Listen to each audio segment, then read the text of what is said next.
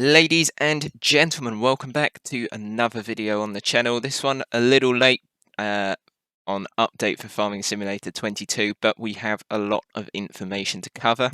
It is, of course, FarmCon at the moment, and so we're getting all of this information out day after day. So this was yesterday's, and then we've got, or this was day before yesterday's, and then we've got yesterday's to cover in these two articles. What I'm going to try and do is I'll timestamp where the articles start in the description, so if you want to skip to a certain one, go and look down there. But now, let's get into this.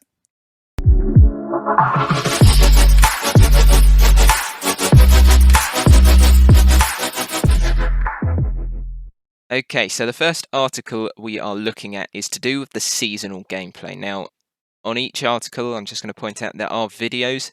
I'm going to leave the links to these in the description simply because I can't play them for copyright reasons.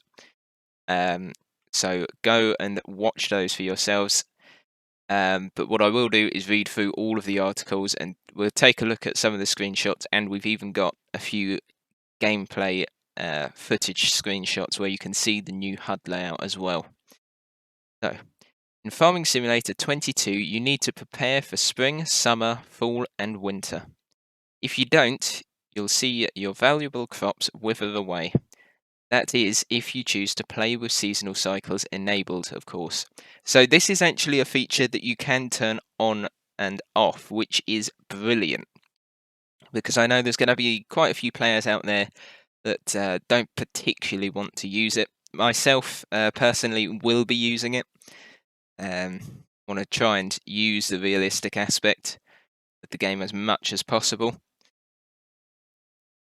But, you know, let me know in the description, would you rather have it on or off? Anyway, today we show you more of the new feature and invite you to watch our FarmCon presentation in case you missed it. And then want to know more about FarmCon, so that's just going to explain about the seasonal changes. So again, I'll leave this the link to this in the description. Go and watch it for yourselves. You're going to see quite a nice load of things in there. And got first screenshot here looking very, very nice. Going through all of the seasonal changes, of course. Let's take a look at the most obvious change, the visuals. Since we showed you the 4 seasons in Farming Simulator 22 last time, we updated the visual appearance of various assets in the game. The tint of trees, grass and bushes is more homogeneous now. We updated the general game graphics too, and we're still working on it. So you'll notice more detail here and there, reflections on water for example. Whether you look at season specific aesthetics or not, nature looks more natural. And this is actually something I did notice. So obviously when this was first announced, I think everyone really thought that the graphics were pretty much identical to 19. Obviously, as we're getting further in, you can see there are changes that are noticeable. It does look different, and it does actually look more appealing to the eye, especially in terms of the colour. Because in the previous Farm Sim games, I found the colours a bit dull, and I think it's still dull in places, but again, they're still working on it. But even here, you can see those trees a lot brighter than they would have been in the previous games. Since each season comes with its own characteristics, the atmosphere changes quite a bit throughout the year. In spring, trees start to grow their leaves in vibrant colours. They mature into lush green trees in summer. There we go. So this is lush green, or no, this is spring. This is one of them. Again, very nice screenshot and nice little track up there. I wonder if there's going to be something of interest down here to go and look at. Maybe an Easter egg to something. Who knows? Oh yes, you can see now. So that was spring, that's summer. Both looking very, very nice. In fall, the colour palette changes. The atmosphere turns a bit melancholic before everything will be covered in a thick layer of snow when winter comes around. Here and there, it even gets icy. We recommend paying the waterfall a visit to enjoy a cave-like place of solitude riddled with icicles, but we won't spoil it for you right now. Okay, so I was right. This does lead to something. It's not an Easter egg, though. It is just a waterfall. But that is still pretty cool and still something that I'm sure a lot of people are going to go and check out. There's, of course, autumn with all those vibrant colours in the trees where they're starting to fall off. And something I do like, the coniferous trees are remaining the same. So they've got that right, which is, I say they've got that right. I shouldn't be surprised. But it is nice to see. There again, in all that snow, looking very nice. By implementing seasonal cycles, we added a new level of gameplay to Farming Simulator 22. It's not just a visual thing, unless you want it to be. In this case, you deactivate seasonal growth, so you plant and harvest your crops independently of the season. Seasons in-game are divided into months. A year consists of 12 days, meaning each day in-game is the equivalent of a month. Using the timescale control, it is up to you how fast the days pass. Basically, a season can range from half an hour of playtime up to a long weekend. If you still want to keep the seasonal charm of running a farm in the middle of winter, go ahead. You can turn off snow separately if you want. As usual, the new feature can be deactivated, so you have more control of your gameplay experience. So that is quite cool. So you can see here, we have got 12 months of the year. So each of these represented again by a day. And the fact that you can adjust how quickly that passes, obviously like the previous games, is quite cool. But it'll be interesting to see how much work we can get done in what is effectively now each month as opposed to each day. And you can see we've got grapes and sorghum on there as the new crops, so they're nice to see those on there. We can see exactly what all of the icons are now going to look like. It's quite cool. And it's a fairly similar layout to the Seasons mod, which is quite nice. You can see there's a lot. The HUD does look a lot different, and be interested to see what some of these are. I'm assuming that's to check over your vehicles and see how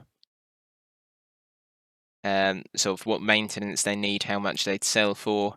Finance tab, prices, weather. The map, not sure on that one, so that'll be interesting to see. Contracts, that one I'm assuming will be the new productions. Not sure on that one either. So it's nice to see they have adjusted the layout and it looks very nice. Do you want the full experience, including seasonal cycles with impact on gameplay? You'll have to take a look at the new crop calendar then. The calendar provides an important overview and tells you when you have to plant your crops and when to harvest if seasonal growth is activated. Take the new crops, for example, grapes and olives, have to be planted from March to June. Harvest season for grapes starts in September and lasts until the end of October. Olives, though, you have to harvest in the month of October. Sorghum, the third new crop in Farming Simulator 22, needs to be sown from April to May. It'll be ready to harvest from August to September. You also have to bear in mind that the demand for your crops and therefore the selling prices change throughout the year. To get the best price, you will have to store your harvested crops and sell them when the demand is high due to the season. And that is quite a cool new feature. So I'm assuming we're going to get, instead of just a standard price list where you see it going up and down. We might get an actual chart showing the rise in demand throughout the year, and then you can go on to have a look at what the prices are at different places. It'd be quite cool to see something like that, but that's a feature it's going to be quite handy. It's going to be quite interesting because, I mean, personally, for myself at the moment, what I do in FS19 is just sell it straight away. So this is going to be something different even for me. So that's quite nice to see. As you can imagine, snow covering your farmlands requires more actions from you. There's some snow ploughing needed to get rid of the snow and keep your roads and yard clear. Also, you have to plan ahead if animal husbandry is part of your farming operation. Store enough food for the winter. If you don't like to shovel loads of snow and don't possess any animals, you might think about starting production chains. If you have the resources available, you can deliver them to various production halls to produce goods. You might even get into the hauling business to transport all the crops and goods to the next link in a production chain. Remember, you can start multiple production chains at once. As you can see, there's still a lot to do in winter. And right here, we get a picture of that beautiful Massey Ferguson, and we've got a snowplow in the game. It's nice to see it, and I wonder if we're going to see the addition of a snow blower as well, or even some lorries that can equip these on and maybe spread salt on the ground. Who knows? It'll be interesting to see, though. And that is the end of the first article. A very nice lot of information there. The next one is about Elmcreek, the new US map. And again, go and watch this video for yourself. Link is in the description.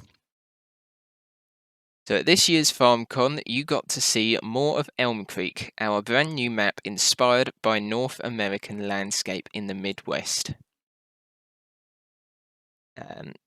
Senior level designer Florian from Giant Software explains how Elmcreek came to where the inspiration was taken from, why the layout of the farm and fields are the way they are, and more. Find out the most important facts and brand new impressions below too. So, the most obvious difference compared to Ravenport, the US map in Farming Simulator 19. The flat landscape has no coastline. Instead, Elmcreek has a hidden canyon with a cave, which contains big rocks embedded seamlessly into the landscape. In the flat area, you also notice slight increases and decreases in elevation, so you can drive under our railroad line, which goes straight through the land with its underpasses, and you can even drive over it when you come across the railroad bridge or some of the various other bridges on the map that go above rivers and streams. Again, this is a picture we've seen before of the fuel station. It's quite nice. The focus of Elmcreek is on vast areas of farmland. It's basically a large industrial area with some residential areas and businesses. There are still spurs of infrastructure reminiscent of a large town on the map. There's a gas station, various small businesses, residential areas, even a baseball stadium and a bowling centre. But also, if you pay close attention, there are some spots to discover that are even special to the seasonal cycles in-game. And I'm assuming here one of them is talking about that waterfall that we were seeing part of that area in the other article. We've got campsite here. I'm assuming this is another one that's looking quite cool though. And small pond or lake here, got a dinghy in the background. That would be quite nice to see in winter, and it'd be interesting to see if this actually freezes over or not. That's something we'll have to find out. We decided to place the farm in the middle of the map so that players can spread out to all sides and have all the possibilities to create their own unique farm. To do this, we reduced the number of additional decorative buildings in the farm area and decided to make the buildings open and accessible. This way, you have more space for your own buildings without those that you don't need getting in your way. Both the garage and barn interiors feature multiple levels. You can drive into the buildings and store your vehicles there. The barn can also be used as a storage room for pallets, big bags, or other items you need for farm operations. Forklifts and other small vehicles will fit through most of the doors. You had a nice picture there, quite a nice incline as well. Nice looking buildings as well, quite modern. The fields may seem small at the beginning of your career, but remember, in the beginning you won't have much money. And the bigger the field, the higher the costs. In total, there are 81 predefined fields on Elmcreek, more than we've had before. But we still have the larger fields typical for the region. And as always, you will have the ability to merge or create fields at your own discretion. Use a plough with Create Fields enabled and use your imagination to create your own landscape in Elmcreek. If you look at the map, you will notice that many various field shapes exist. Some have rounded off edges, some are shaped completely differently. This is to provide a more authentic alignment with the infrastructure and a believable embedding. That also means you'll have to be more efficient and do some additional things. You'll have to cut trees, combine fields, and adjust the field shape so that the helpers are of good help to you. You determine the best way for your farm to be efficient. So that's quite interesting. So they're actually recommending cutting trees, combining fields, and adjusting the field shape so the helpers are good of good help. So I'm assuming the helpers haven't changed that much. They will just go up and down. Obviously, I can't say for certain, but if it is, it's a little bit annoying. Because let's face it, the helpers aren't the smartest in game, are they? But we'll wait and see. I might be wrong. Anyway, if you explore the map and go to its corners, you will see farms that you can use in multiplayer mode. They have the same layout concept as the starter farm, with small fields in proximity. The surrounding fields make them an ideal starting area with opportunities to expand later. You can, of course, build your own farms however you wish on any land that you own on the map. Again, quite nice information in that one.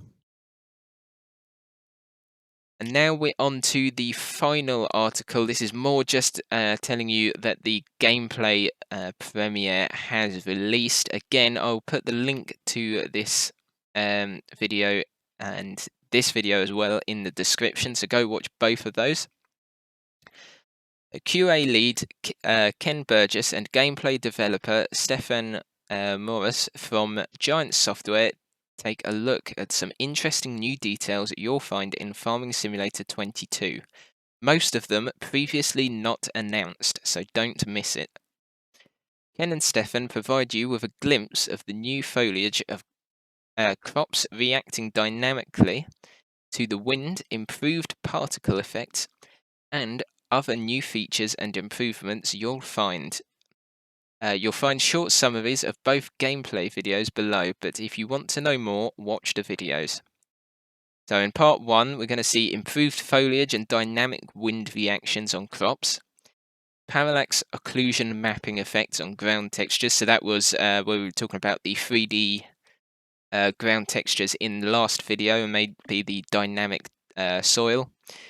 New brand Continental, new feature automatic header tilt and height control.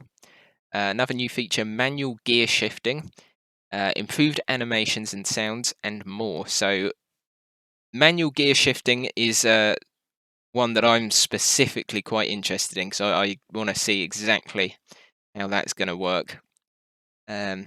Part 2, we're going to see new ground textures for various ground working tools and their effects on the gameplay. We're going to see the Class Zerian saddle track, which is the pre-order bonus. We're going to see a new Kale Shed by Rudolf Horman. I hope I'm saying these names correctly. Improved slurry application and more. And again, just here we can see in-game footage, the HUD looking quite nice. I'm loving the blue, and I'm loving the way that speedometer is looking. They're making this game very nice and quite modern looking, which is really good to see. You can see here about the gear shifting as well, so drive neutral and reverse. So that's going to be quite handy in game. Because at the moment I don't really like the sort of the stop and go system they have. So when you hit the brake, once you stop, you just start reversing again. I know you can turn that off, but even then, it's going to be nice just having this system inside the game itself. And again, you can see there is definitely a graphical change there from 19. It does look a lot more vibrant, which is really nice to see.